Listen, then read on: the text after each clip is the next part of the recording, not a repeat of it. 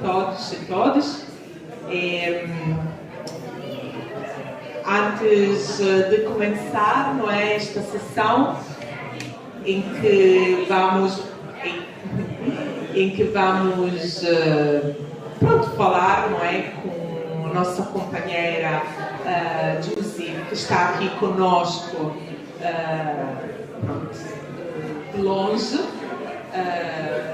Antes de começar isto, de começar a entrar no tema, não é, da discussão do livro dela, não é? Um livro muito importante. Queríamos também apresentar, não é? Nós, o coletivo que está a organizar isto, Vozes, Dentro, queríamos só dizer, achamos importante partilhar que este é um evento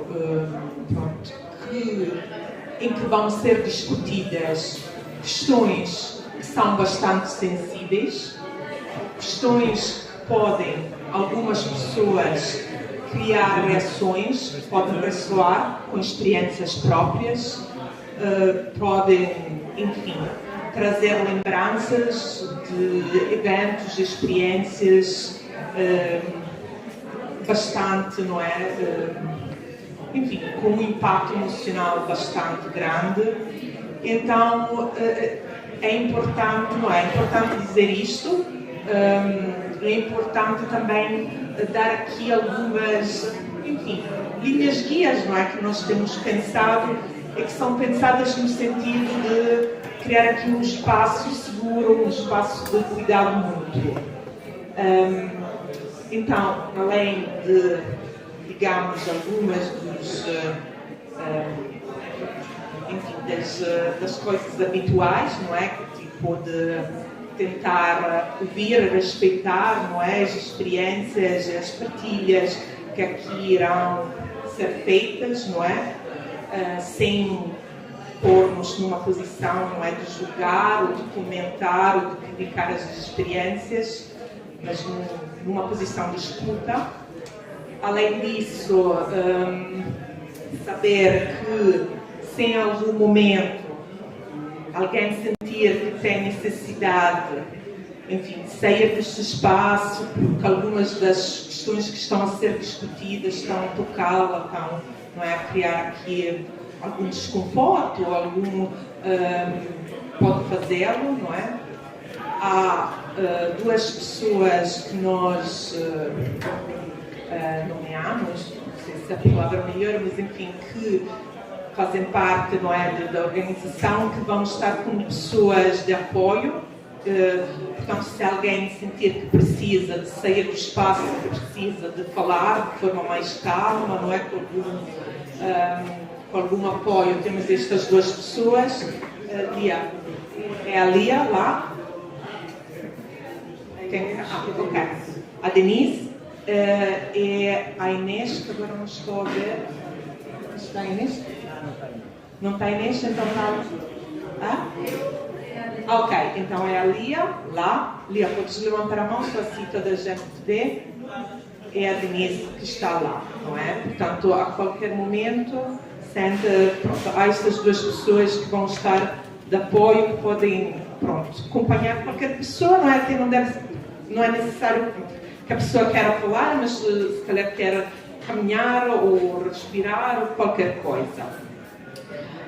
Também é importante dizer que qualquer discussão que possa ser feita aqui relacionada, não é, aos temas que vamos tocar, não é, que são temas difíceis, como diz, temas de violência, de abuso, enfim, de processos de reparação, de justiça transformativa. É importante que não se mencione nomes, não é? Não estamos aqui para identificar ninguém, portanto, não é? Estamos aqui, claro, num momento de partilha, de abertura, mas sem identificar pessoas específicas, não é? Se depois haverá necessidade, alguém sente a necessidade de, enfim, de discutir conosco, com o coletivo que está a organizar a Vozes Dentro, algumas questões específicas que dizem respeito, experiências, não é, que possa ter passado, nós estamos aqui no fim do encontro, podemos tentar, não é, falamos, vemos em conjunto, não é, como é que, enfim, tudo aquilo que é necessário, mas não é este o espaço, não é um espaço, enfim, que está pensado para fazer isto. Podemos fazer isto depois e tem toda a disponibilidade do nosso lado. Portanto, pronto, claro, todas as experiências, partilhas são bem-vindas, mas com este cuidado. Pronto, e, por fim, a última, no momento da discussão, não é, das questões que vão ser colocadas, também pensar, enfim, que é um espaço, felizmente, destes eventos, destas iniciativas é sempre limitado, portanto, ter uma atenção, não é, o espaço que ocupamos, a não ocupar demasiado espaço, não deixar espaço para outras pessoas que também queiram partilhar, expressar, enfim, a sua opinião, a sua experiência, enfim, suas ideias. Acho que é tudo, não é? Agora, se calhar, diria que vamos introduzir.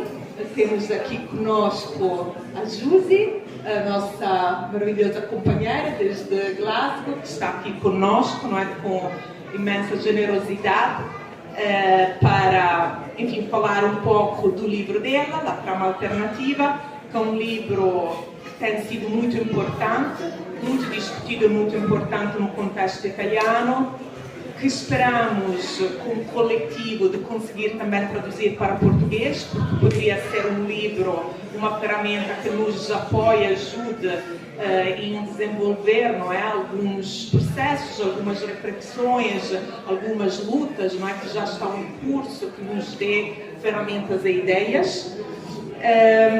Pronto, e vamos agora dialogar com ela, não é? A partir de algumas questões que temos pensado, depois de abrir também a uma partilha mais ampla. Se calhar, pronto, apresentar 2 minutos do coletivo, não é? Como é que esta iniciativa surge? Isto vou deixar a palavra ao Pedro, queres fazer tu? Uma apresentação rápida, não sei, toda a gente aqui certamente, se calhar não conhece o coletivo Vozes Dentro, mas somos um coletivo anticarcerário, não é? De apoio a pessoas presas. O coletivo participa também de pessoas presas e não presas, não é? E que tentamos sempre, através da publicação de fanzines e também do blog, de transmitir esta comunicação desde dentro, dar a voz às vozes de dentro, precisamente para dar a voz às pessoas de dentro que, por mais conversas e mais apresentações e manifestações que a gente faça, estão sempre silenciadas, é sempre uma realidade separada, não é, do fora, não é? E a importância deste coletivo para nós centrou-se sempre nesta, muito centrada nesta produção, digamos, não é a palavra correta, mas nesta dar a voz e dar a conhecer que as pessoas que estão presas não só querem denunciar as situações em que se encontram e todos os abusos, mas também escrevem poesia, escrevem contos, e o coletivo muito se tem centrado nesse trabalho. Só também de, eventualmente dizer, nós efetivamente o livro é um livro editado em Itália, não está ainda traduzido cá, e portanto, mas recentemente, há cerca de um mês, 2, começámos umas conversas, chegámos a fazer algumas traduções mal feitas, como diz ali, mas umas boas traduções, obtemos de alguns capítulos que queríamos abrir essa discussão nas conversas, de alguns capítulos do livro. Estão aqui as fotocópias, se alguém quiser agarrar para ler, no final depois pode, e esperemos em breve poder ter disponível o livro para uma leitura mais aprofundada e que também abra um caminho a discussões mais profundas e transformações sérias dentro desta ideia, digamos, de combater todas as formas de punitivismo que acabamos por considerar que levam também a legitimar sempre a prisão. Não é? A apresentação do coletivo acho que fica mais ou menos feita. Também temos a banca lá fora, portanto tem uns flyers com a apresentação do coletivo. E hoje, queríamos dar um bocado, centrar a conversa à volta do trabalho da Giusi, que tem feito um trabalho bastante já. Não é só o livro é importantíssimo também pela forma simples, entre aspas, né, que encontrou para comunicar de uma forma escrita que através de muitos exemplos da cultura popular, séries e livros e contos, e consegue fazer uma abordagem sobre este tema que sempre algumas ideias feitas ou alguns estereótipos são mais facilmente desconstruídos, por assim dizer, não é? Que a comunicação torna-se mais fácil. Mas pronto, isto agora também, a Giusi de alguma maneira acabará por falar um bocadinho do que é da maneira de como é que, de onde nasceu a ideia do livro. Se calhar começamos para depois. Essa é a questão de quantas línguas, ou seja, a gente tinha pensado em fazer a conversa, que a Josefina faz a conversa em inglês, não era? Giusi, inglês? Sim. Melhor em inglês? If it's okay for the people, Aqui toda a do you gente. prefer English or Spanish? Anyone needs translation to Portuguese? Alguém precisa de tradução português? Se alguém precisar de tradução, ela vai falar em inglês. Se alguém quiser tradução, a gente organiza-se assim um espacinho. Se alguém não perceber o inglês, pronto, mas toda a gente está cómodo com o inglês? Estamos todas cómodas? Ok, inglês, Giusi. Okay. Ok?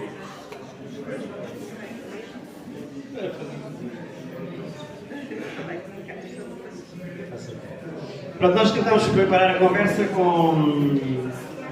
dentro a partir de algumas perguntas para lançar um bocadinho depois, pronto, digamos, a maior presença que queremos dar efetivamente à Giusi, não é? Porque gostaríamos de ter cá. Ouve-se? Não se ouve? Acho que ela ouve-se melhor, dá de fazer. E portanto, pronto, vamos começar com algumas perguntas que tínhamos, que pensámos, não é? E a primeira, pronto, depois aqui a Francesca fará a tradução para o inglês, não é? Mas nós, como coletivo, até agora, temos concentrado em documentos produzidos principalmente por mulheres privadas de liberdade. Mas sentimos a necessidade de desconstruir as estruturas do pensamento punitivista dentro e fora de nós e do nosso coletivo. Juntamente com as leituras dos documentos produzidos pelas nossas companheiras encarceradas, consideramos que o teu livro, Giusi, constitui uma tentativa de simplificar conceitos complexos, como os de saber enfrentar os conflitos presentes nas comunidades. Porque achaste importante contar a tua experiência no livro? Achas que esta escrita conseguiu pôr em movimento uma mudança nos coletivos que encontraste posteriormente? So I'm gonna translate. Giusi, can you hear me?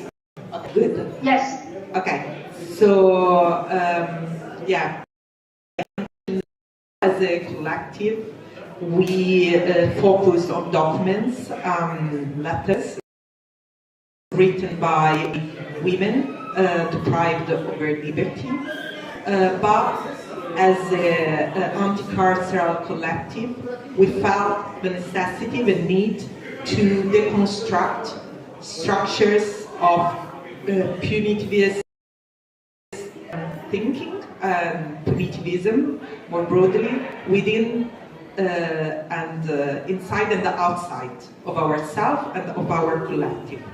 And alongside reading the letters, the documents have been written by our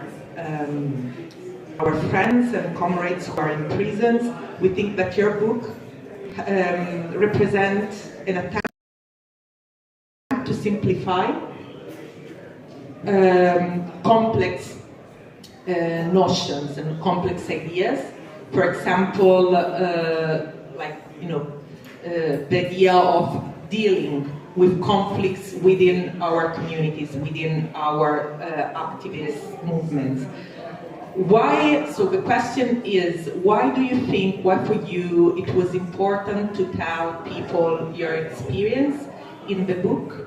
And do you think that this form of writing, based on personal experiences, has been able to mobilize some change in the collectives that you have been encountering? since you published the book, because you have been discussing your book with a lot of movements and groups and collective spaces. Thank you. Okay, thank you all for the organization of this moment. Can you hear me? Can you hear me okay? Thank you all for the organization of this moment, and I'm very sorry for this double barrier, like the physical and language barrier, but I am glad that the idea of connecting each other is so strong that we can overcome those barriers together. Anyway, to answer the question, I never really was aware of the way and the form I was writing. I think it came quite naturally to me, and but I know that the way I write is informed by a lot of things that I lived in the past, being part of many collectives, especially in Naples, Rome, and Barcelona. And I think one of the things that I suffered most being part of these collectives, it was most of the time the inability to communicate with the outside of our bubble somehow. We were very specific and very preoccupied of choosing the right words, but most of the time those words were very difficult to, like, very rarely would reach the people outside that bubble, and most of the time were the people that needed most our word or those kind of elaborations, and most of the time were like overcomplicated documents that would define and being dropped during like our initiatives, or as you all know, our militant calendar. And so when I had the possibility to write, this book was originally was an article, a long form that has been published on a radical magazine, Italian magazine that actually doesn't exist anymore, but it was called Menelik, and I didn't expect the number of readers of this article. I think nowadays it's still one of the most read articles on their website, and I realized then that all these things were important, but it was not. It was somehow this idea of writing something in a way that was accessible was something that I realized after writing, after that article and after the publishing of the book. I also don't think that it's just writing of personal experiences that is like a way to reach an audience, a public, or something. Is a lot about. I think most of the things that I receive as a feedback after the reading of the book is the fact that I've been quite.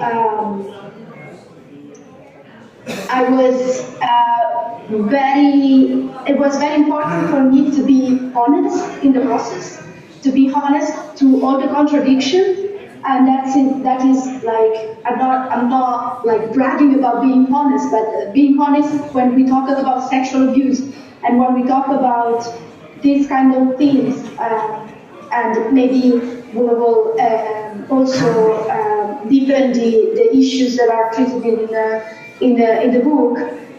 It's quite difficult because it doesn't really put you in a good light necessarily.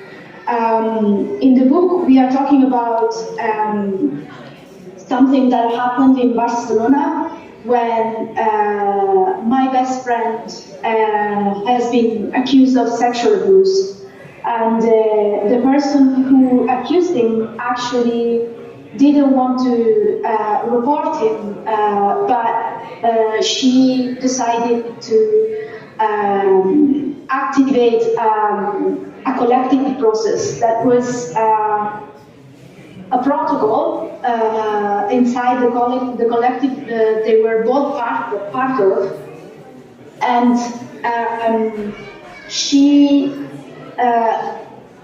requested the collective to activate the process, and so the whole community around this collective became part of a collective process of reparation and healing.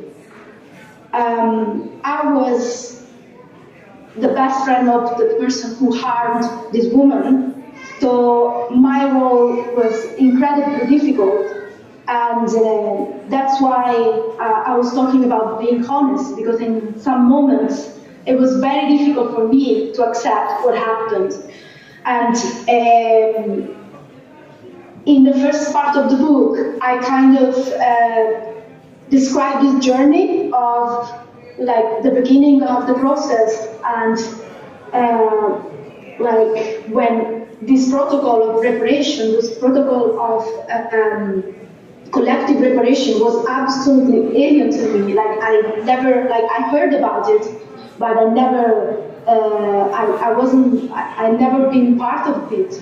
So, of something of this scale. And the second part of the book is the part that reflects about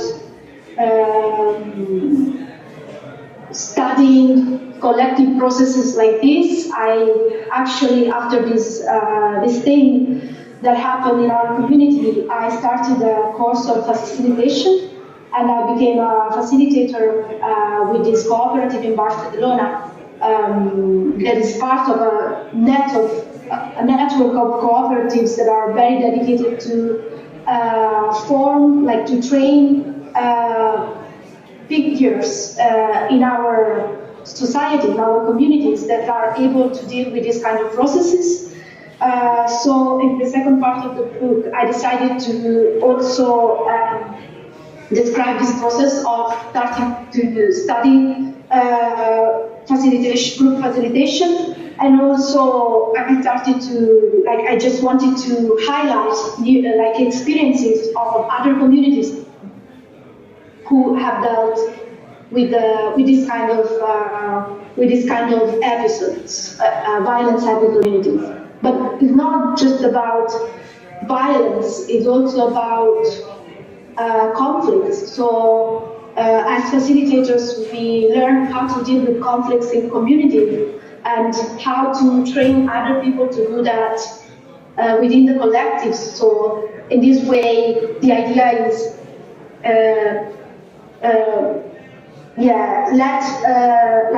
growing a culture in which we are all able to deal with conflicts and hopefully not arriving to the point that we deal with violence.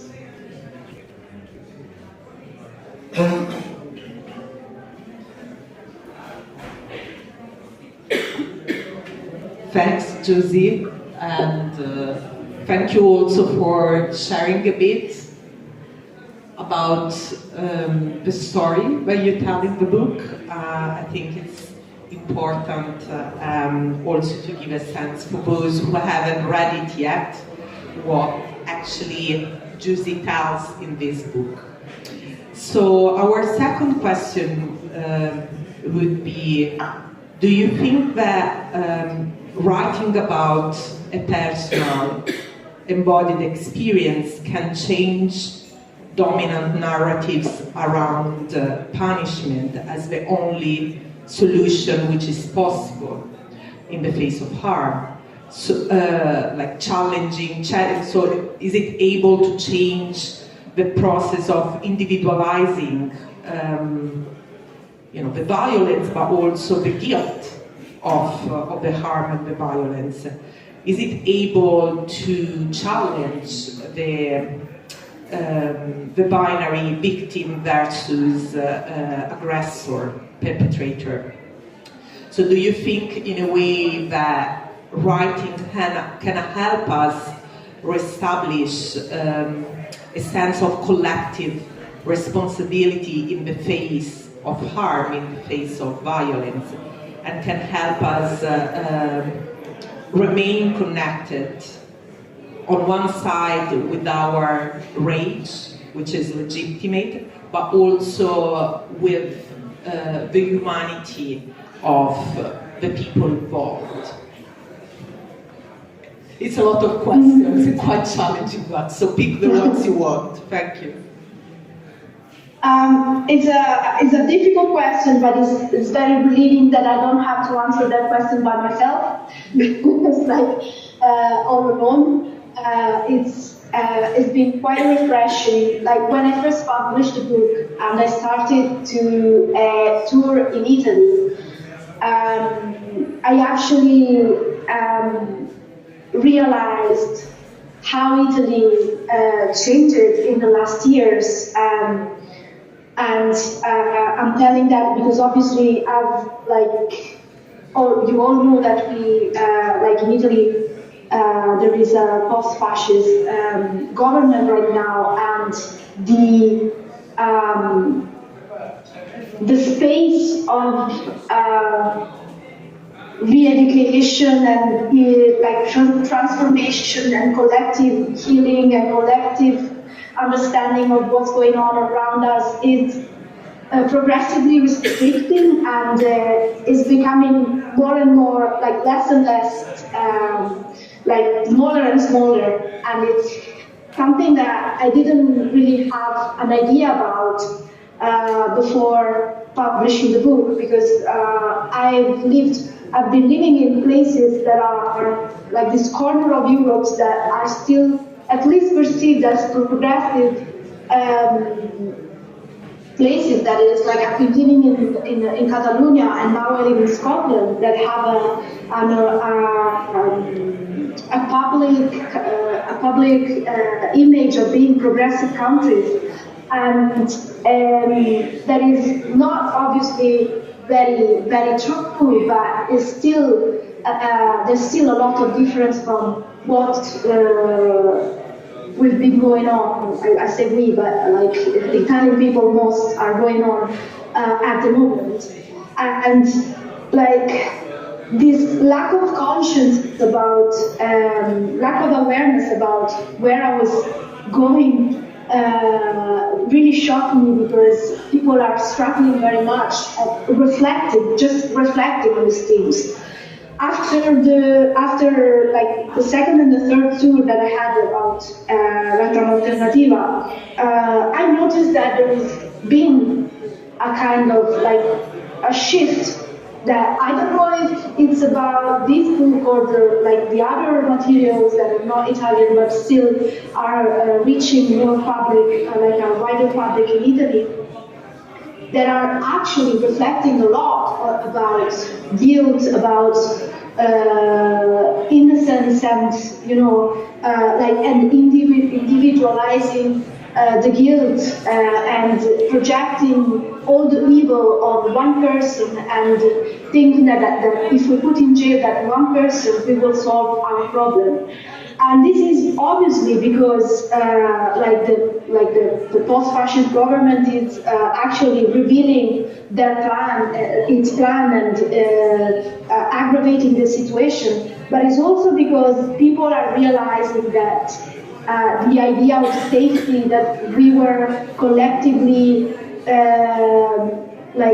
that we were pushed to believe that was true is not actually true. And this obviously is very difficult when we talk about feminism as well, because especially with feminism, we have a lot of responsibility about how the concept of safety is built, and what is our responsibility, as white feminists, as white people in general, about how often we delegate our safety to other institutions and organizations that are not maybe to let people that are different from me safe.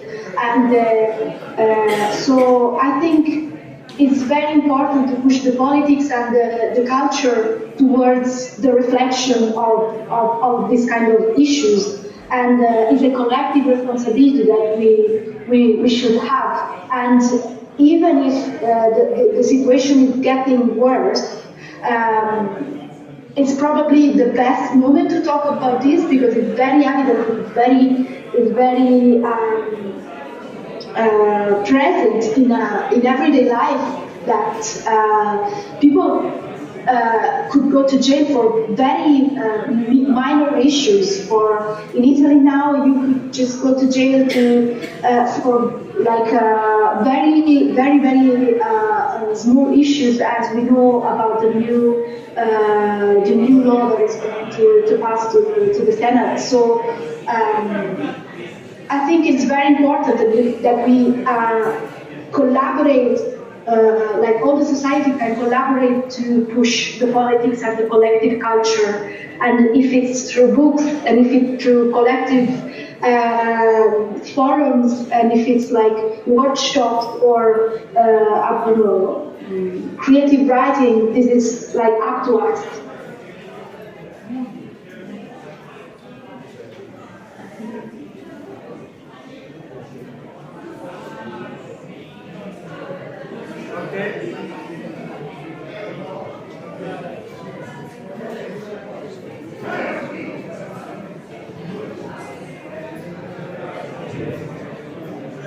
Okay, Giusi.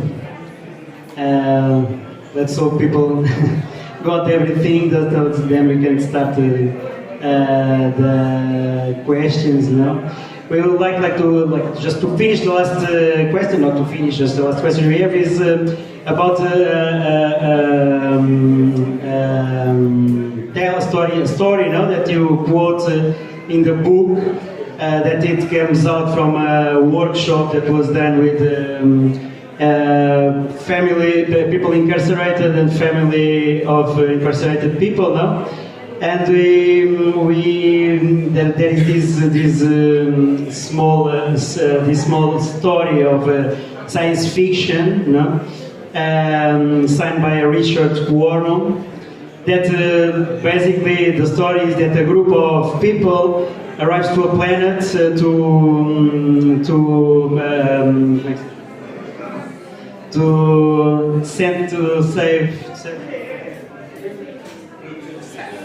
serve a sentence of detention, no? But the concept of detention in that planet doesn't exist. So when they land with other deported people, no, to spend detention there, those that the newly arrived decide to liberate from the blinded, like the special suits they have, and there's a voice. They were called crypto suits. This is written by a person that had been. It was written by a person that was in jail. No? And there's a voice when they arrive that warns them that they are not detained, no? And says, "Friends, you are about to experiment a completely new feeling. Please don't get alarmed." But to maintain this fiction, the voice informs that the planet where they come from should never know what is happening, what's happening in the new. In this short story, it's the author basically reaches two sensitive points: the difficulty of imagining, of thinking about the future for the detained, the prison people, and the difficulty to conceive liberty in a society where punitivism and punishment is completely crystallized. We'd like to, and basically about this part, not our question, after this story, you know, he had to ask you if it's possible that science fiction stories can be more, can be better for destroy the barriers and the walls of prisons than essays or academic material that we have definitely more in our hand, no? We are thinking also about this small book that we published of this companion that was incarcerated, and it's also in a small story. She finds the way to explain probably much better her feeling of being when being in prison. Mm-hmm. So, actually, science fiction is one of the most useful tools when it comes to creating and elaborating workshops for abolitionists and for incarcerated people, because it allows us to use the imagination and to use the fantasy. And as we were saying before, like, there is a problem in our society in which, like, the space in our mind for imagination and fantasy is restricting, progressively restricting. And one of the, like, this tale is extracted from abolition science fiction that is freely downloadable online. There are also some prompts if someone wants to repeat this workshop with other people.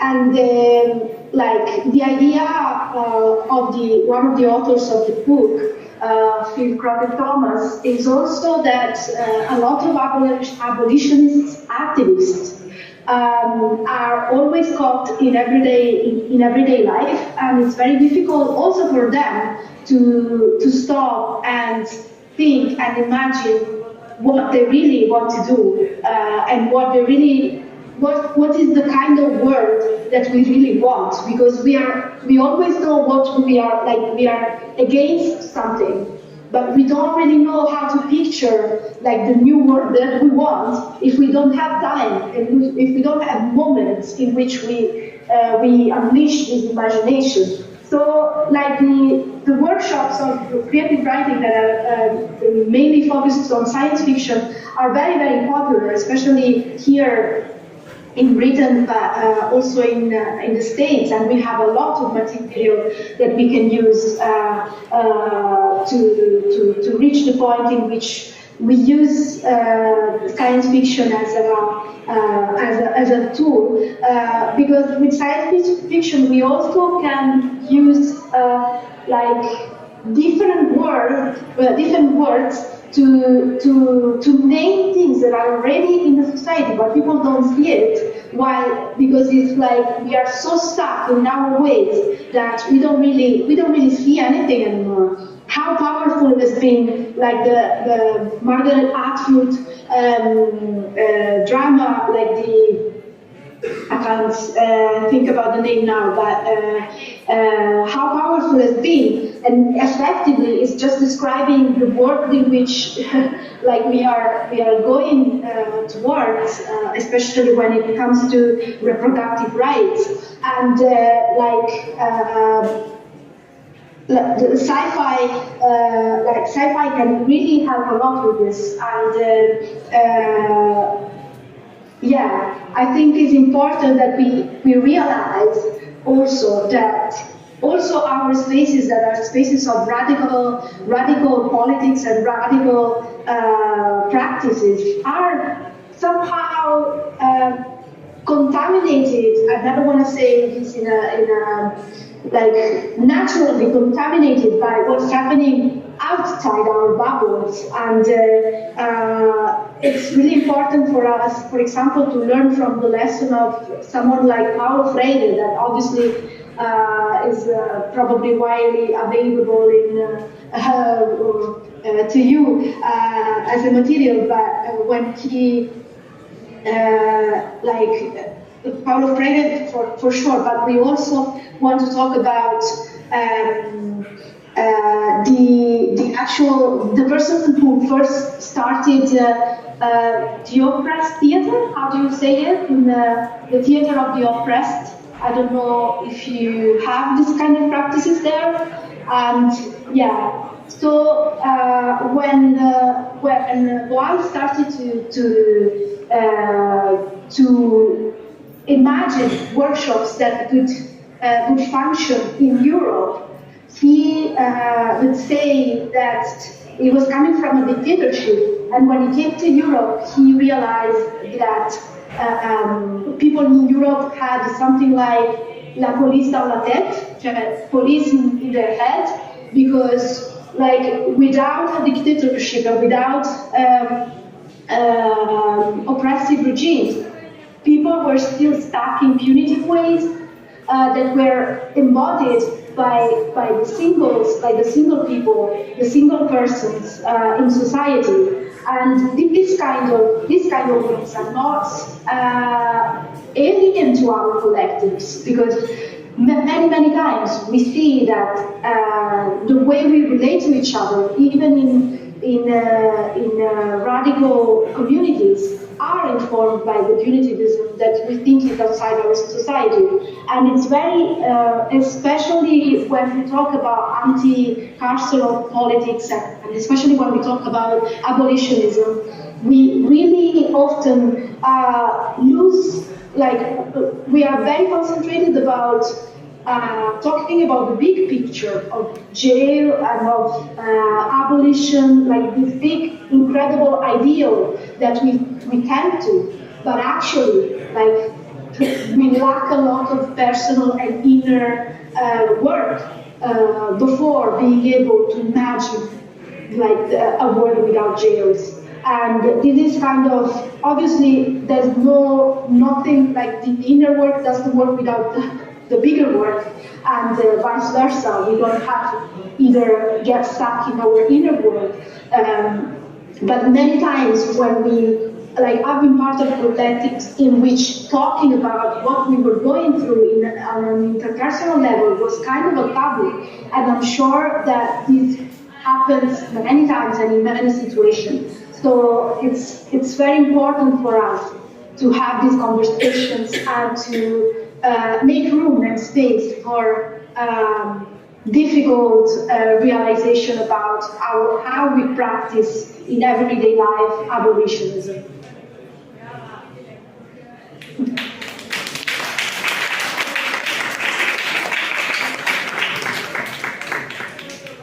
Well, you can see here the room now, basically. Okay, so if anyone now wants to, I believe it's important to open the discussion. No? We started with these 3 questions,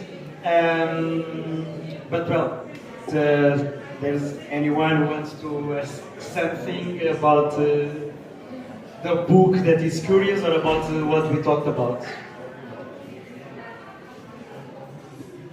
Yeah, and also thanks, Giusi, for, again, your generosity and sharing your stories, your experience, but also the learning that you have been accumulating over these years on these issues.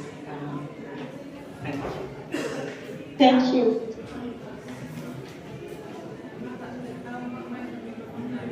Ciao Giusi, ciao guys, and I'm going to ask her my question in English.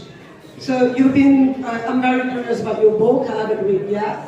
I'd like to ask you a question which has to do with violence, meaning, I don't know if you can see me. Yeah, I'm here. If you look at the computer, it's better so I can also read you. At the same time, I'm giving my back to the audience. Sorry. Strange. I'm sorry. Okay.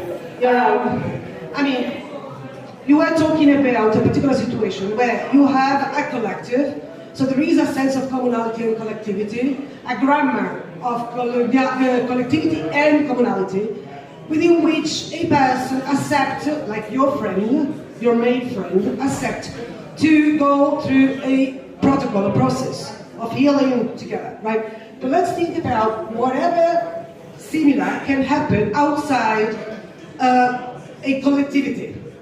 So, in the real world, let's say, so the most people world, meaning that there is no grammar of collectivity and communality any longer. So, and then we know that we are sinking in shade, which is capitalist violence, colonialist violence, racist violence, and so on and so forth, state violence, but not only, right? And most of the people do not believe in communality and collectivity. So how do we do that? Because when you're talking about the teatro do oprimido, this is a kind of a toolbox that doesn't work with many people. So how do you recreate a sense of fucking collectivity that can be feasible and productive in the sense of this process of healing? Thank you very much for your effort. Thank you for your question. And so, when I first started to tour with the book, it was one of the questions that was heavily asked, like the question that you asked, as if I was proposing to apply this story to every situation around us, but it's obviously something that cannot be applied everywhere, all the time, in every situation. What is like the kind of idea that informs like this kind of practices of a harm reduction? So whenever it's possible, and whenever there are communities that are reflecting on punitivism, like effectively when something like this happens, it activates thoughts and reflections on our practices that not necessarily, I don't even think that in every collective would be possible to apply this kind of practices. I don't even think that even a collective that decided to implement this protocol could be able to apply these practices after, let's say, 1 year of starting to study abolitionist practices. Maybe they are not even ready after 1 year. Maybe you need 5 years of work on your community to start and apply these practices.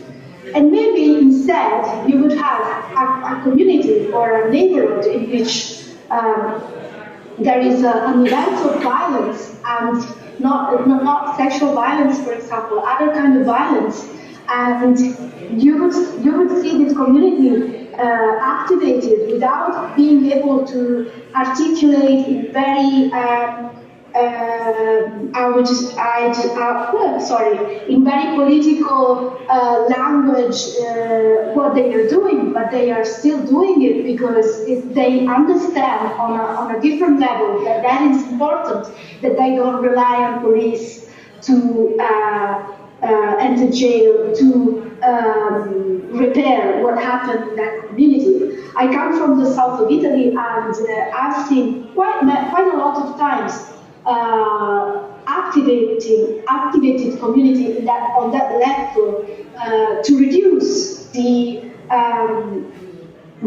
connection between young boys and police and jail, and from people that would really not being able to politically talk about abolitionism, but they are able to understand what it means for a little boy to go to jail and have his life ruined by jail and by police brutality.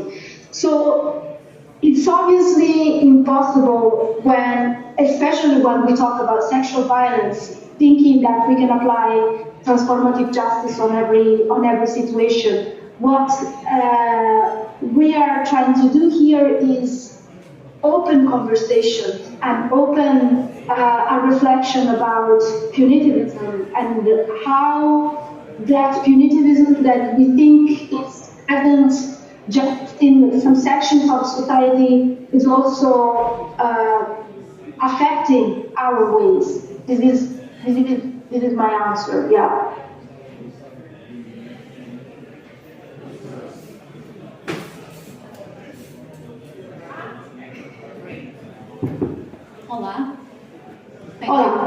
Grazie, Giusi. You mentioned this in a few different circumstances when you talked about your friend's story, and also when you talked about how related the inner and the outer work are when we're talking about transformative justice. And I think any of us who have tried to work within a transformative justice context in terms of harm repair and repairing harm, taking repair processes, have seen that that's a very, very long process. And so what do you recommend for collectives where the majority of people are burning out, where we don't have funds and resources?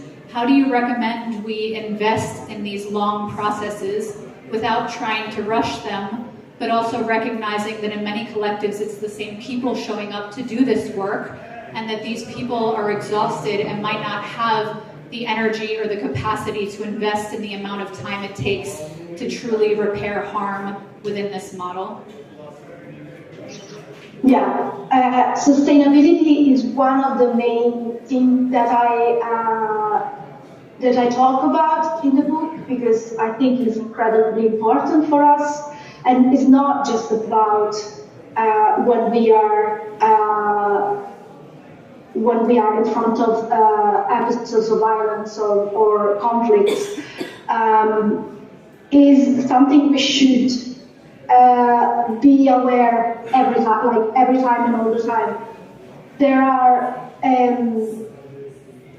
is one thing that is specific to when we talk about sexual violence, that is like very often this is brought up when we are talking about the exhaustion and burnout and suffering. When we talk about transformative justice processes, but we never talk about this when people go through the criminal justice system. Like somehow we think that we don't have to care about sustainability and the long processes that people go through and the care that we should have for people that go through these processes. Very often in great solitude and loneliness, and we somehow think that someone else is taking care of this, while we know that this is not happening, or this is happening for a very small amount of people. So yeah, sustainability is very, very important, and we don't have to wait for these kind of processes to happen to put in place systems in which sustainability is a focus. Like we have, I'm part of a facilitators group, and every time we meet, we start with a circle of how we are, how much energy we can put in this meeting today, how much, what's going on in our personal life that wouldn't,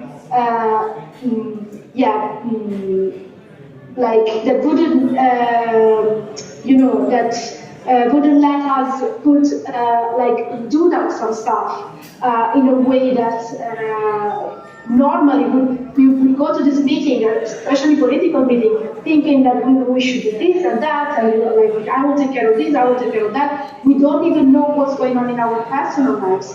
And if we put in place this kind of processes, these circles of care, it would be much easier to be very honest when this kind of episodes happen and the violence manifests itself in ways that we can say honestly, I can be part of a support group, but also I cannot be part of the support group because it's too much for me and I cannot be part of this. Or I can be part of this for 3 months and then I have to do something else or take care of something else. And this is the energy and the capacity I have in this moment. So making this normal in everyday political life makes it easier to talk about these things and to understand that we don't have to do the heroes here. We just have to do politics somehow, and we have to take care of our communities. We don't have to be martyrs, and we don't have to put in place this process when we are not able to. A te.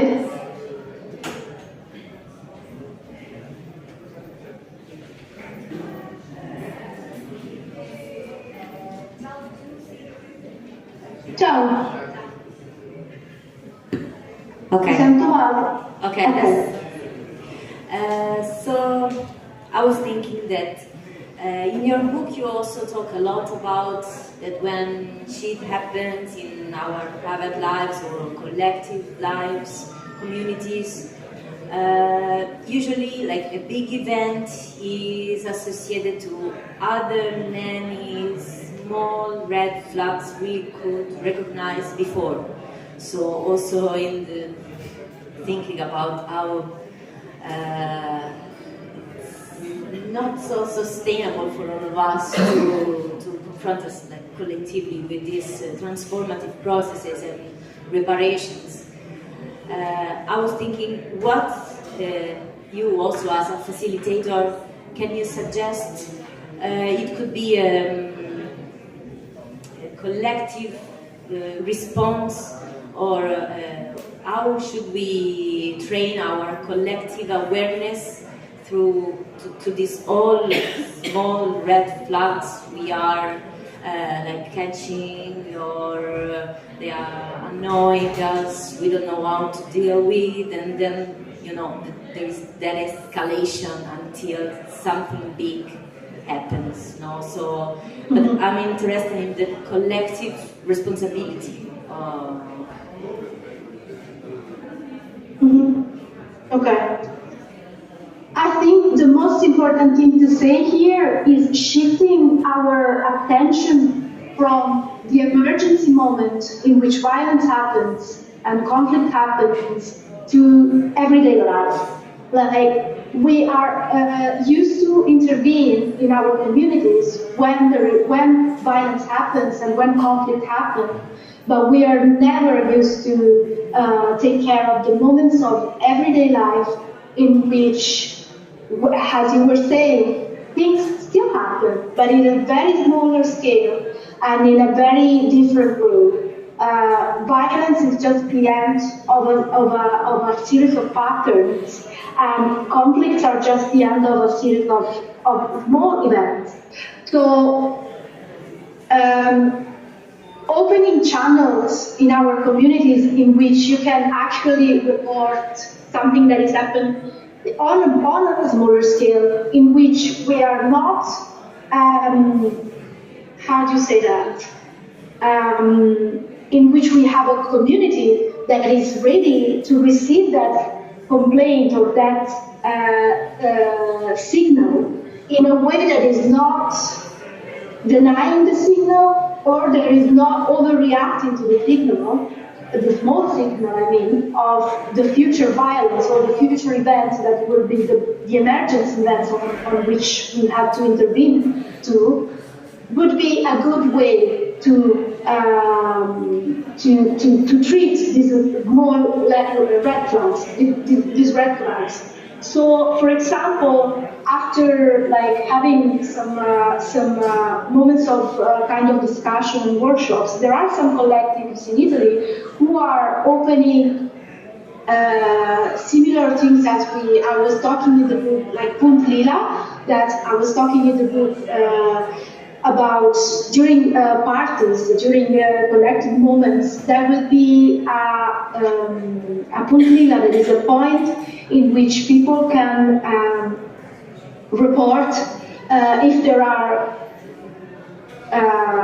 obviously violence or obviously moments of conflicts, but also small things in which they were feeling uncomfortable about. And the people in this place, in this gazebo, I just say that, in this in this stall, would be prepared to intervene in that moment without with a proportionate response to that. Because from my experiences, from the experience of many facilitators, many people don't report red flags because they expect a reaction that is much bigger than the actual episode. So expulsion or marginalization from the collectives, all these kind of things. So while these small events are like it's necessary to treat them as small events without undermining them, without underrating them, but not overreacting to them somehow. And so if we open channels and conversation about these things, we will have people who are more keen to report smaller red flags, and people less scared about dealing with that, knowing that the collective is prepared enough to not marginalize them. Like we are talking about the people who acted in a way that is uncomfortable, but that the community is actually taking care and wanting to help the person who acted in that way in a way that is not excluding or marginalizing. I'm not saying that we should never exclude or marginalize people, and if you read the book, you know very well that I'm very clear on that. Like, if people are deciding collectively that they need a moment in which these people is not in that space, and like this person is not in that space because you need to reflect on that, on what happened, this is not obviously something to condemn, but the idea, if we want to tend to an abolitionism horizon or transformative justice horizon, is that we can build practices in which marginalization and exclusion is not the end, like, of our process, but maybe the beginning, or maybe a part that we need to at some point, but it's not we do not aim to that, but we want to use it as a tool sometimes, or we want to reflect on it somehow. I don't know if I answered to your question. Okay.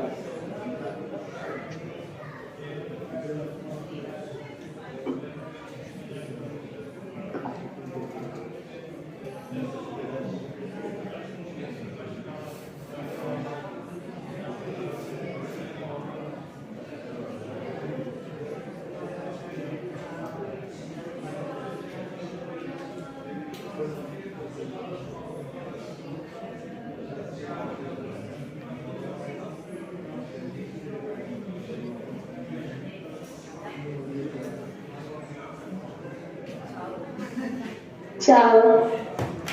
Ciao Giusi. Ciao. I wanted to add something to some discussion that was made before.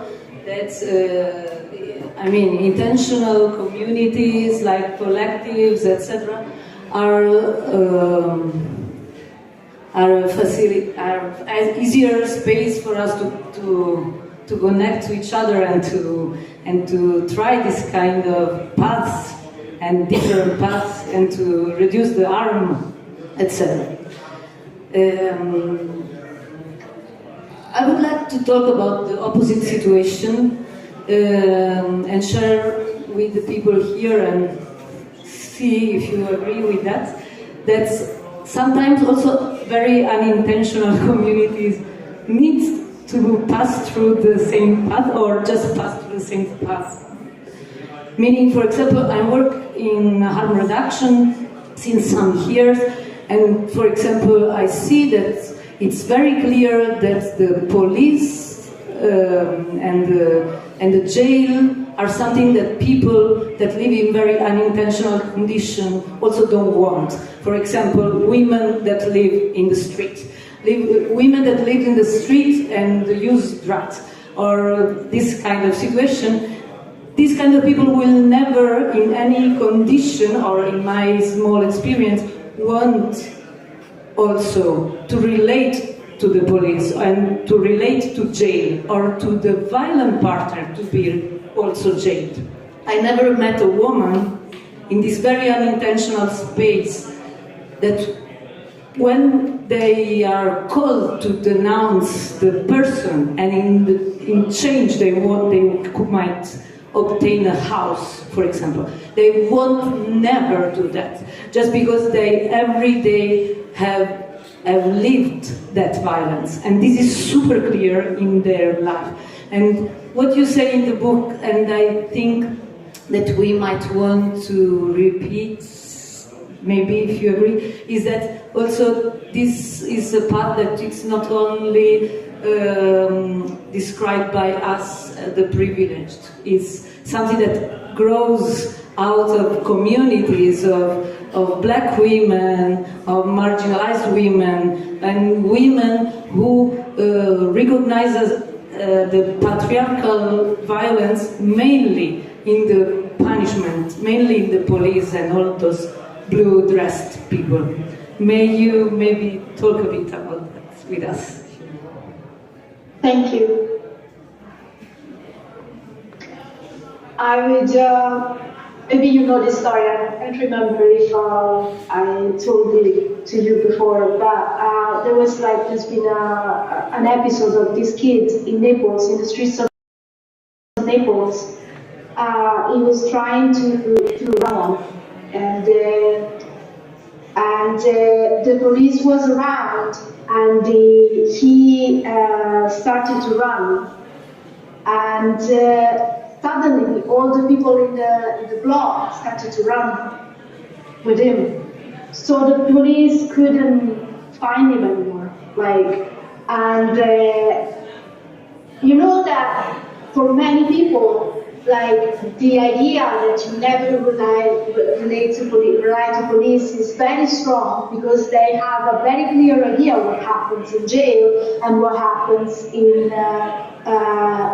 custody of the police. So we have quite a few episodes of kids shot by the police in Naples, and obviously the reaction of the people is like, oh, he was robbing someone, so, as if a little kid would deserve to die for a Rolex or something.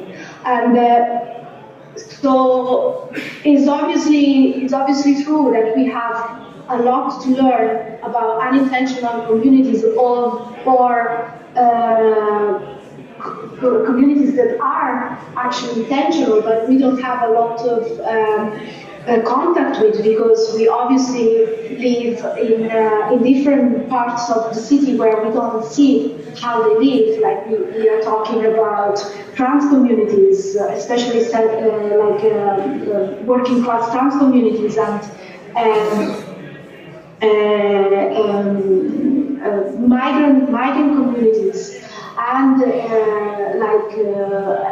all these kind of communities that would very, very rarely call the police for something that would happen in their communities. And we also have to say that many of the kind of theories, I struggle to call them theories, because I think they are really embodied practices that are now in books, luckily, but we can read them and we can learn from them, are actually elaborations that come from indigenous communities and communities that have very clear what have been the impact of the state and the impact of the police and of the institutions on them.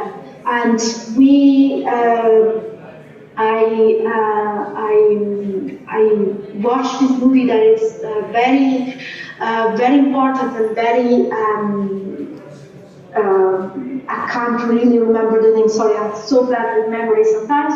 But it's like the reality of an indigenous community in Canada, a native community in which they were trying to tackle child abuse in their communities, and Canada gave them the possibility to do it within their communities without relying on the institutions, and that had been much more effective, because and the idea behind that was that obviously the native communities have been heavily impacted by colonialism and have been heavily impacted by dealing with things and with lifestyles that were not really designed on their communities. like there's been like the destruction of the rituals, the healing rituals, the destruction of the circles that would be activated in many steps of their lives. And also the introduction of alcohol that ruined a lot of communities and that is heavily consumed nowadays because of the lifestyle of the colonizers. And so when we talk about not relying to the institutions that actually harmed you, we are talking about this. We are talking about the possibility to restore that rituals and that practices that maintained or at least guaranteed that the conflicts and the violence in that community was healed and repaired in ways that were,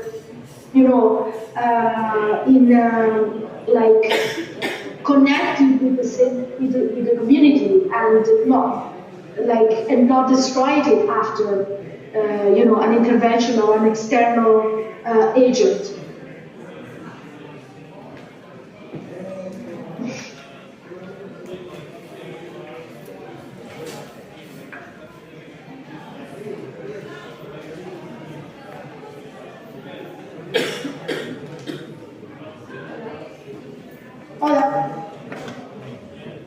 You hear me? Yes. Well, related to what you were saying, and I found it really interesting because I come from Bolivia, and in Bolivia the community justice is part of the constitution. So that was really revolutionary because it allows, in legal terms, to the communities perform the justice that they consider justice, related with all the practices, rituals, and culture that they developed during the years. And so in theory, like as you said, it allows to reconnect with a lot of healing practices that in the in the occidental part or colonialized part of the country we were not even aware of. But at the same point, we must be aware that we all grew up, we all are part of a colonialist thinking. So what happens is that, okay, they were performing some practices within the communities that were not related at all with the state, police, or whatever related with the state doesn't have any space in that, but the practices still have this tint of punishment and violence, because we are all part of this hyper-violent history. So I guess that in practice we have also this issue, and I guess that like the what I heard about all the stories and also the intervention of the question. Something that I found it really interesting was like this monitoring of red flags and trying to work also within the communities to deconstruct this hyper-violent and punishment thinking in our own lives, like in our own heads, to make it work. Because we can work at in a level of communities, but if personally we still have this thinking, in practice it is reflected. So just thank you for all your words, and I wish to read your book soon. Thank you for the issues that you're bringing. It's very interesting. I would really like to listen more to what your experience and your knowledge is about this. And you're saying a very interesting thing, and I think it's a lot about trying to open a conversation and try to work on really what we are putting in place, and I think it's very important also to talk about power as well when we talk about transformative justice and alternative practices and communal practices, because many times talking about transformative justice, especially about sexual violence, I've been told that like transformative justice is against rage or against violence in general. It's a non-violent thing, or like, I think it's very important when we talk about transformative justice, that is also very important about talking about self-defense. And we are not condemning violence in general at all. If a community feels like there are this incredible experience in India of the pink gang, that they would just go and beat men that were like terrorizing women and go in communities and scare men or beat men, or and I would never like to judge that kind of experiences, because I think that we should just get in circle and heal ourselves and this kind of thing. I absolutely I can absolutely just learn from this kind of practices in which people just decided that that was the way in that particular moment in which they had to deal with the situation. I think the most important thing when we talk about transformative justice and when we talk about what we decide to do together to have justice in the way that we think that is the way that we have we consider justice, is trying to understand that rage is not the problem, but is like solitude is the problem, loneliness is the problem, is being alone in front of the situation that is the problem. And so whatever a collective decides within their community to understand what's the best thing to do is absolutely up to the community. Obviously, I know that you're probably talking about something else. You're talking about the colonialist violence that is affecting the way that people are relating to each other. But I just took the chance to talk about this as well, because it is a very important issue that we should talk about when we talk about transformative justice. And I think it's very important that we bring back the coloniality from like the academy and the big words and whatever happened to this to the coloniality, and bring it back to communities, and so that is the way to have tools to understand what's going on, if that kind of punitivism comes from violence that is the colonial violence or is something else. Yeah, but many things around this, like I would really love to listen of your knowledge about this, but because it will be very interesting. Thank you.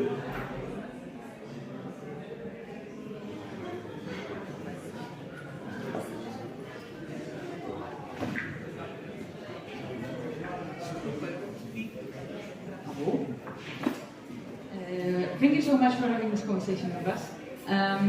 Out of your experience in the communities that you have been in contact with, what are some of the pitfalls of transformative justice? What can and does go wrong when people pick this path? Sorry, can you repeat the question, please? Yes. My question is, what are some of the pitfalls? Like, what goes wrong? What are the ones that you have seen the most?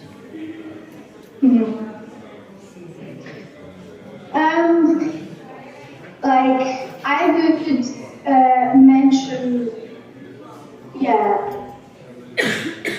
the idea of sustainability that is not always really underlined enough, because I think, like, the hero complex that we were talking about before is very, very strong.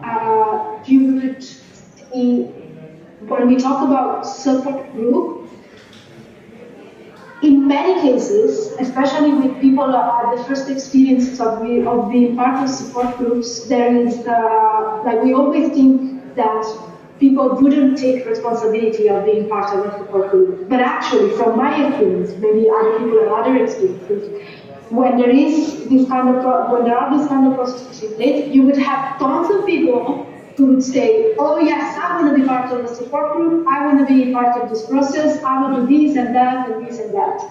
And actually, at the end of the day, it's a lot about the person who's trying to be part of that support group, instead of having the idea of what's really going on and what it means and what it costs to be part of the support group. So one of the problems that I talk a lot in the book about is this idea of over-accountability from the people that want to be part of support groups.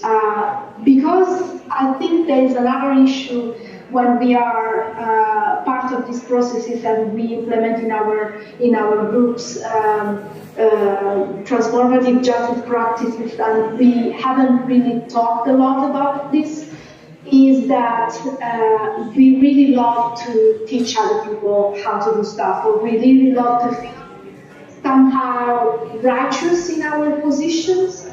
And I think, from my experience, this is really not helpful when we are being part of support groups, especially when we are part of support groups for men. From my experience, from what I've seen, the most effective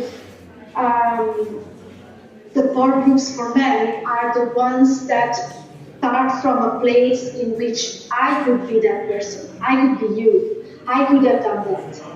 Not like I'm a deconstructed man and you are bad. Like, this is very important, and it takes a lot of work within communities to be able to accept this kind of work as well. Because men in our groups have to tell each other things that we don't really want to listen to. And I think that's why it's very important to have awareness group for men in collectives, and I think is one of the things that I maybe didn't mention in the collective where this process were activated.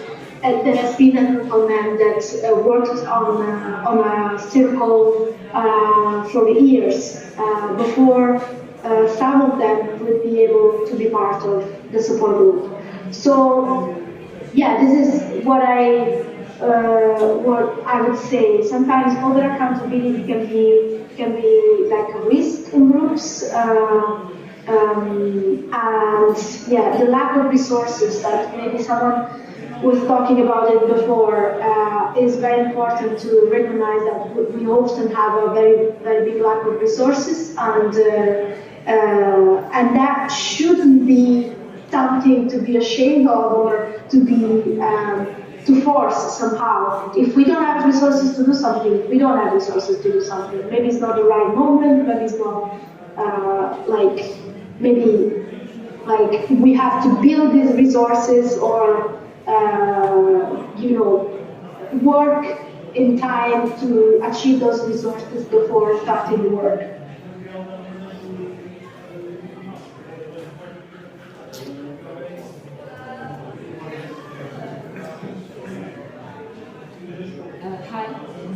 Hi. Thank you. I'm a bit nervous because I did read your book in Italian. Yes. It's fine. Absolutely. But I feel like I still have a lot of the wish of punishment. Maybe not of punishment, but there's so much anger. Sorry, a lot of? a lot of anger still, a lot of anger, but the wish of punishment. The wish of punishment. Yes. The wish, you said. Okay. Or maybe of maybe not punishment, but of change, which can also be like some things have to change. And I'm still on my baby steps of transformative justice and still trying to grasp it all. But I wanted to ask you, what would be your suggestion if you are trying to open a process of transformative justice and the person who's caused harm isn't interested in doing so? And I think, at least in my experience, this happens a lot of times. And in my experience, the burnout and the frustration and then the anger comes from a lot of the people who usually suffer from sexual violence or sexual harassment are the ones who are also seeking, the ones also supporting, the ones also, they are doing all the things. So I don't know, like I'm listening to all of this and I feel like I'm like 10 steps behind, you know, and there's just so much like an overwhelming baggage of like not support because there aren't sharing, there aren't like group for men and men's circles and all of that, like at least in a lot of the collectives I'm part of, and you just see people going on and just burning out in all these spaces, and when you even try to do restorative or transformative justice, the people who are causing some harm are not even interested in doing so. So, like, in this scenario, what are the first steps to not like give up and say fuck it and like leave the collective? The first thing I answer to this is don't start the process if you're not ready to accept the failure. And this is one of the first things I would say, that is like just to resume on what I was saying before. Second of all, I don't want people to think I'm 10 steps behind. That is absolutely not the right way to describe this. And even the fact that you are here, that we are talking, that you are asking yourself so many questions and you're dealing with these probably very difficult situations, and you reached help and you tried so many times, I couldn't describe you as a person who lives 10 steps behind at all. And I think it's very important that we recognize and give ourselves the credit for this. It's not easy. It's absolutely not easy for all the things we've been talking about until now. And the only thing I would say, always reach for help and always reach for the collective responsibility that you can get. That is often not from the people who harmed, but is from the people that you can rely on in your community, and thinking together, maybe we are not ready for this, maybe we are not ready to deal with the situation, or like how angry I am for the situation. Even having these moments is incredibly transformative, because I've been in situations in which I had to deal with anger by myself, and that has been one of the moments in which I felt horrible, like most horrible in my life, because I was obviously in this collective. I talk about it in the book, in which everybody, like all men, would describe themselves as feminists and all these kind of things, and I was in a situation in which they would even understand they were going through something that was incredibly harming. And I wanted to say something else, like, one of the things that I find very transformative when we work with anger and our, I don't know if I heard correctly, but wish of punishment, or like this feeling of I want to punish, or I want a vendetta, is really name these kind of feelings, and you're doing it so bravely in this moment. So I think it's very important what you're doing in this moment, because it allows us to work on it, like to work with these feelings and understanding where the anger begins and when vendetta actually comes into our discourse. That is not absolutely, as I said before, I don't condemn people who want to vindicate themselves. I am scared of the idea that people have to go through this process alone. I find very important, I talk a lot in the book about this, I find very important to work with art and to work with the representation of punishment. And for example, I mentioned some movies, like, I don't know if you watched Gone Girl or these kind of movies that represent punishment, and I think they are very powerful because the representation of punishment actually can be very healing. Also, when we work on this collectively, and when we just say, "I would like to do this to this person," it really heals a part of us that would like to do this to this person. Naming this kind of feelings is incredibly important to actually understand that if I would go through this process of actually acting this wish in my head, that would be very dangerous for me. That would ruin my life, for example, all these kind of things. And if we face with these feelings with other people in our collectives, it's incredibly powerful. I had this experience of working with these kind of tools of art, cinema, TV series. There is this incredible series of the Bad Sisters. I don't know if you heard about it. And I all the people to see it. It's a group of sisters that the partner of one of the sisters is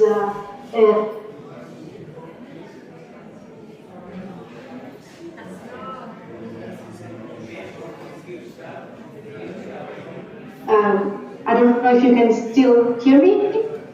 Now, yes.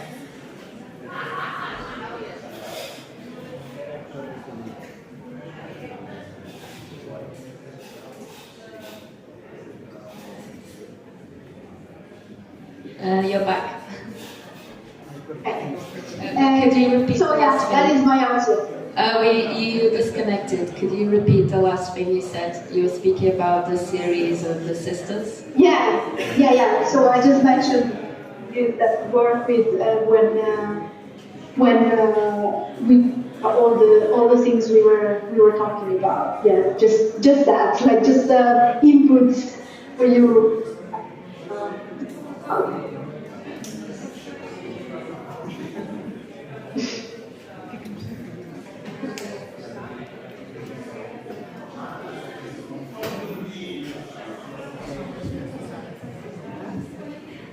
I don't know if there are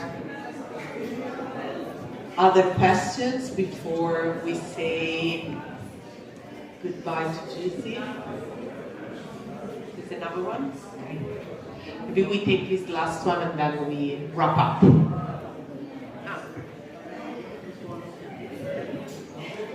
Giusi, again. So, what I wanted to say, also based on the other questions that have been asked, I found myself in a situation, it was in my workplace, where the people who committed several kind of harassments, toxic relationship, and forms of mobbing, gaslighting, and so on and so forth, never wanted to admit that there was a problem. That's why I asked my question, right? Very hard to create a sense of collectivity and commonality, because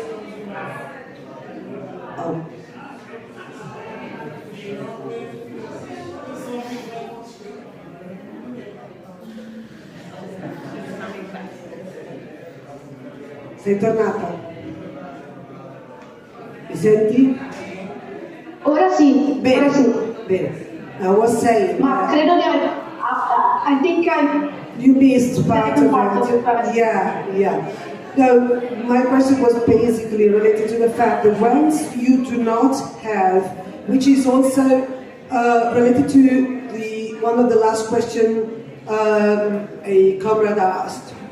I do not believe in prisons, I do not believe in police, I do not believe in the state, right? So the state, the only thing that the state does is just reproducing its own power. So as long as I can, as far as I can, avoid to, send someone to prison, I would do my best to. But that's why I asked my question beforehand. In the case, people who have the power also to deny what they did, okay?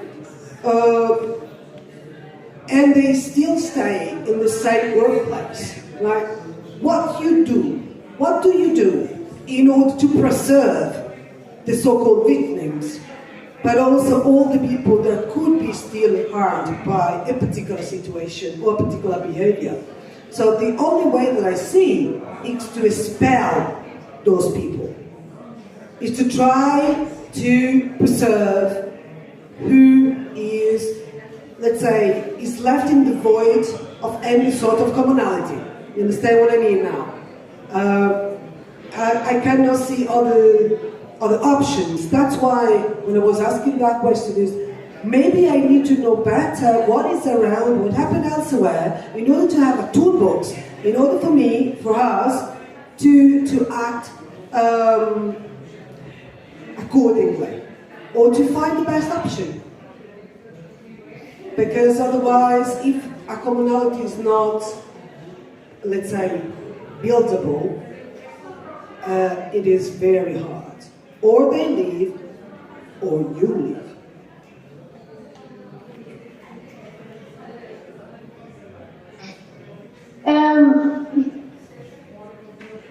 What struck me about what you're saying is that there's a me and there's you, right? There's a I and a you, and so I sense that there is like a perception that there are just two people in this process, and as a facilitator, like the first question that comes to my mind is, where is the rest of the people that I should deal with? Well, I obviously don't know anything about, so it's like, but like, usually, like, should come from, like, I'm a facilitator that comes from an approach that is transfeminist and systemic and comes from dynamic psychology and those kind of things. But actually, like,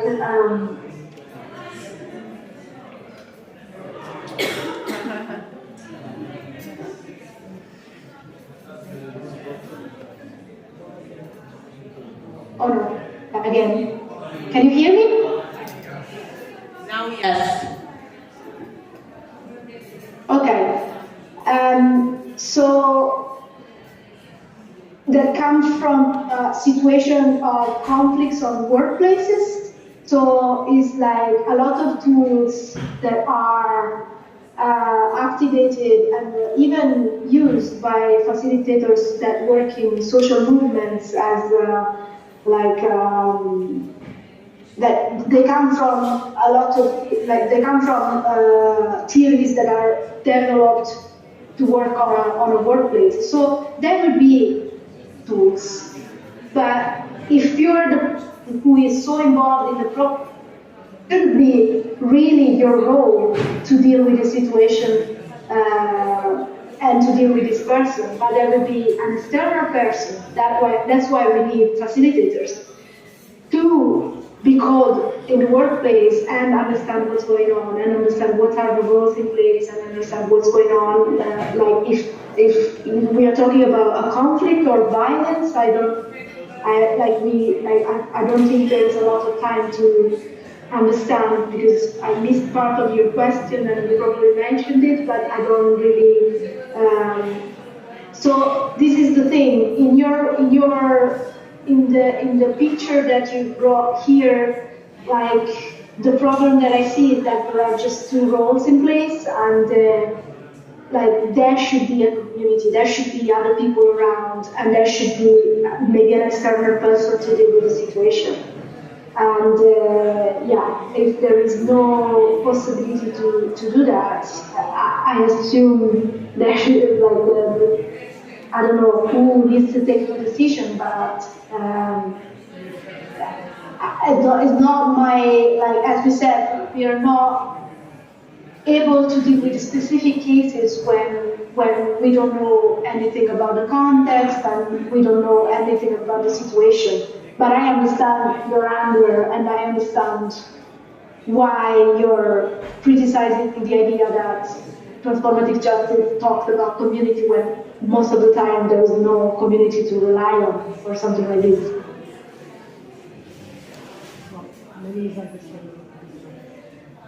Sorry? If you wanna comment on this, there's no problem. Just the idea that just now, I think that, of course, if we are not speaking about specific cases, there can be many misunderstandings. Meaning that I really believe in transformative justice. I do believe that it's very hard to apply it in particular places, like a particular situation that I lived and experienced very recently. So in this experience that I talked about, there is no me and you, there is us and them. And we are many, and they are many and more powerful.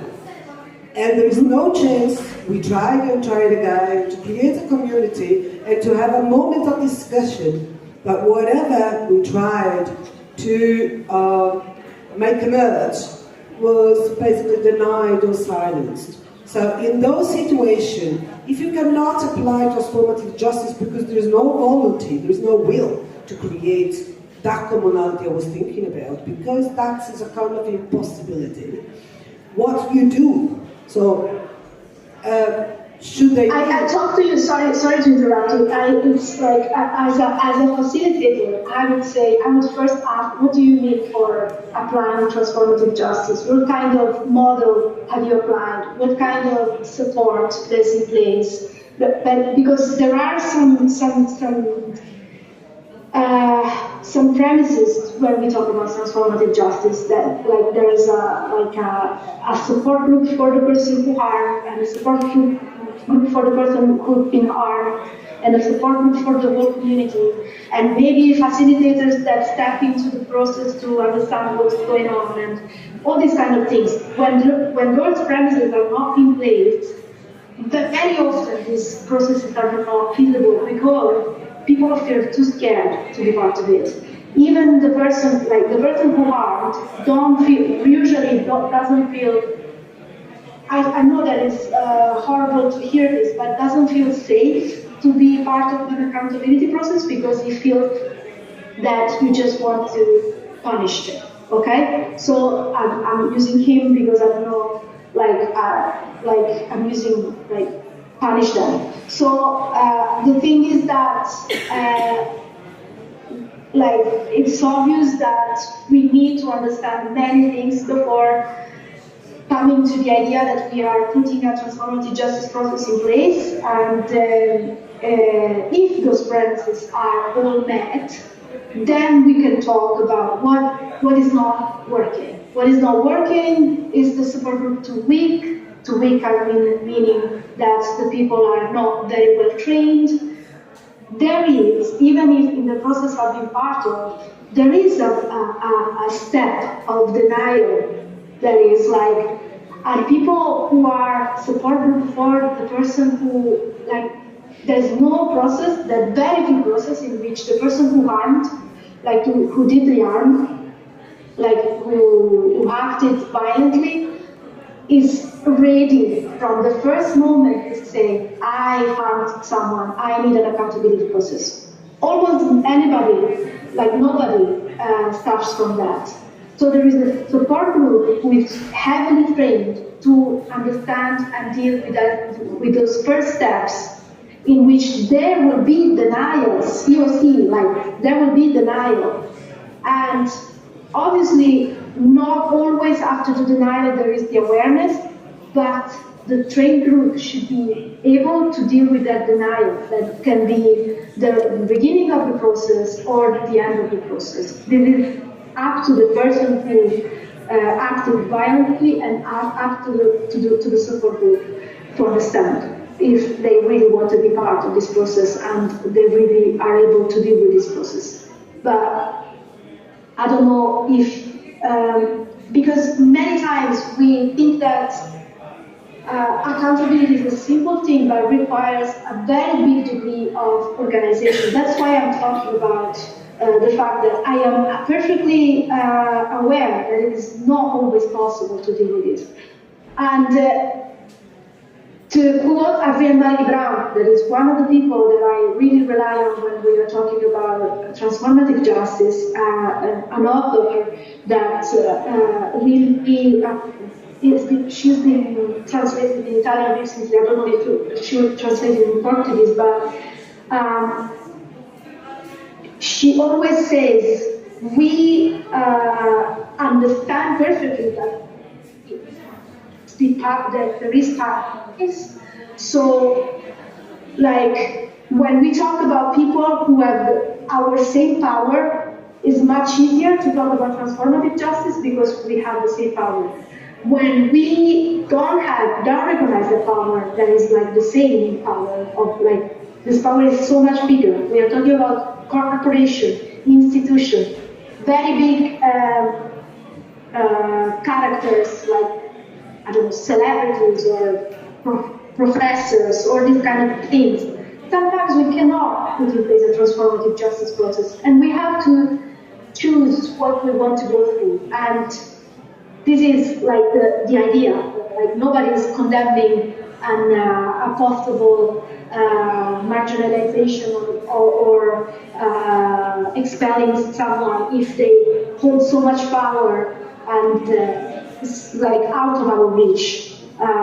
We are just opening conversation and see when it's possible to reduce like the harm and to reduce the like more violence in our communities. This is the idea.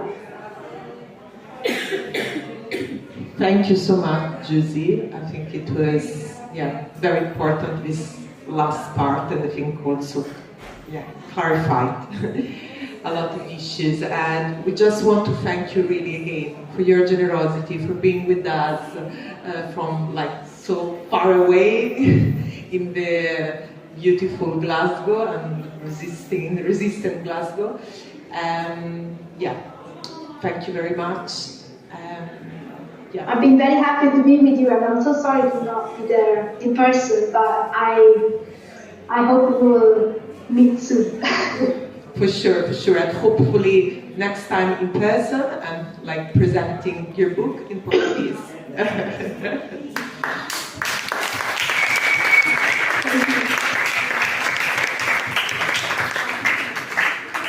Thank you very much. Obrigado, Giusi. Bom, vamos fazer uma pequena pausa.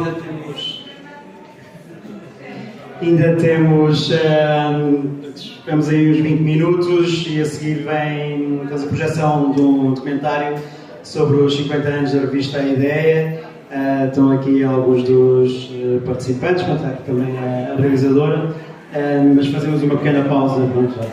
Isto era para começar às 9, começamos às 9h15, para ir dentro do tempo.